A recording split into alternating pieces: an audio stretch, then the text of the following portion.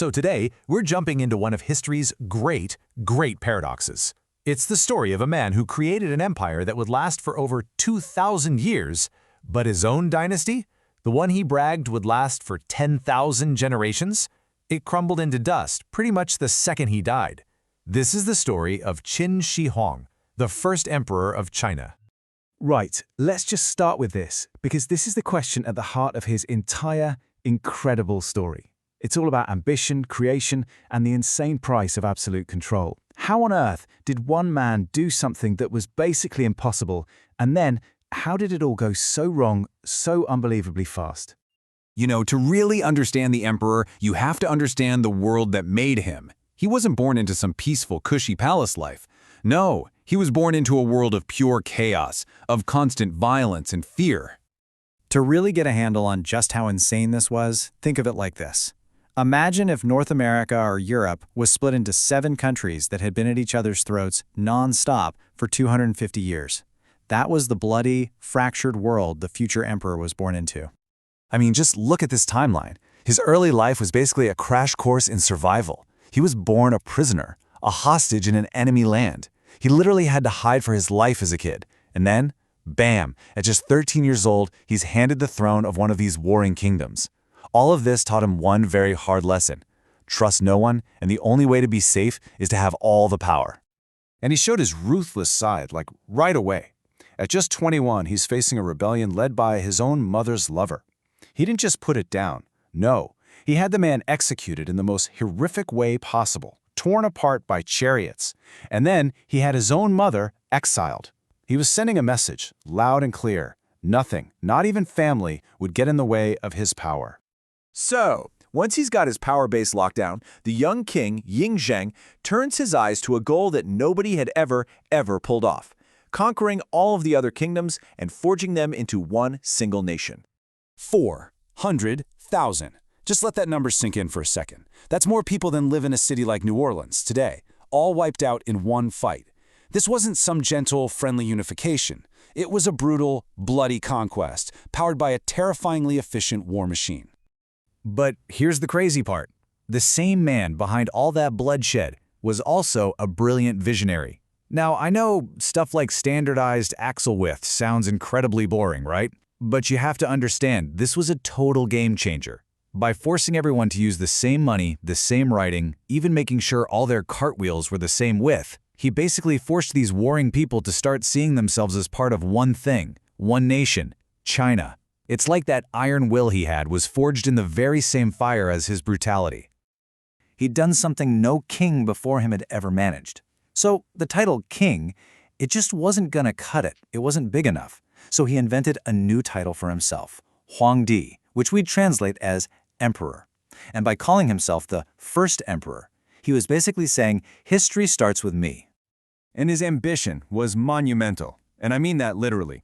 He connected a bunch of existing walls to create the first real version of the Great Wall, a project that cost hundreds of thousands of lives.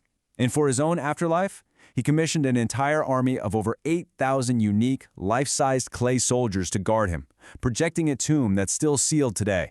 A tomb that old texts say contains a map of his empire with actual rivers of flowing mercury.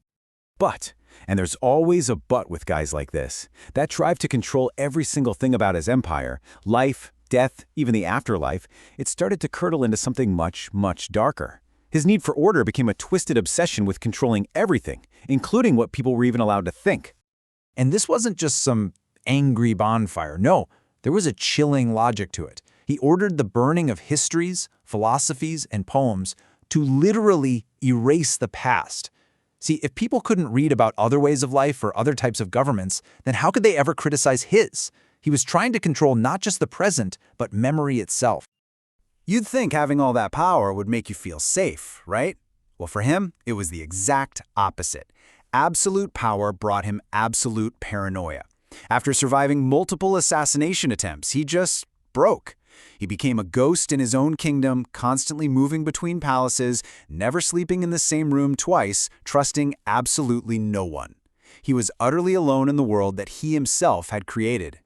And this leads to maybe the most tragic, ironic part of his whole story. The man who conquered all of China could not conquer death. he became obsessed with living forever. And in his desperate search, he started taking these elixirs of life from his court magicians. The problem? Those elixirs were loaded with mercury. The very thing he thought would make him immortal was actually poisoning him and killing him. So, in 210 BC, at the age of just 49, the emperor died. And the whole system he had built, this entire empire founded on fear and his personal control, well, it turned out to be incredibly fragile, and it was about to absolutely shatter. Okay, so what happens next is just wild. His top advisors were so terrified of the chaos his death would cause that they actually hid his body for months and forged a new will to put a weak, controllable son on the throne. But without the emperor's iron fist holding everything down, all that anger from the brutal laws and heavy taxes and forced labor just exploded. Rebellions popped up all over the country. 4 years. That's it. Just 15 years after he unified China, and only 4 years after he died, the Qin dynasty was gone. It was the fatal flaw in his grand design. An empire built on the fear of one single man can't possibly survive once that man is gone. So after all that, how are we supposed to think about this guy? He's one of history's most complicated figures for sure, and his legacy is basically a fierce debate between two totally opposite views of his life. On one hand, you have the unifier, the guy who literally created the idea of China and set up systems that would define the country for 2,000 years. And on the other hand, you have the tyrant, a mass murderer who ruled through pure terror and tried to destroy knowledge. The real paradox is that he wasn't one or the other. He was both. You can't separate his incredible creations from his incredible cruelty. And what's so fascinating is how we see him has changed over time. For centuries, he was seen as the ultimate villain, a cautionary tale about tyranny. But more recently, especially in modern China, he's been celebrated as this great, heroic unifier.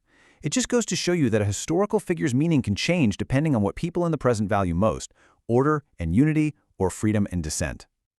And this isn't just dusty old history, you know. His fingerprints are still all over the modern world. The written script used in China today is a direct descendant of the one he standardized. The very idea of a single, unified Chinese state with roughly the same borders, that was his vision. His shadow is just unbelievably long. Which brings us right back to that ultimate question. There is absolutely no doubt that Qin Shi Huang changed the course of human history. What he accomplished was honestly epic, but the cost in human life, in freedom, was staggering. He built a legacy that would last for ages, but he built it with unimaginable cruelty. So, was it worth it? That's the question history leaves for us to wrestle with.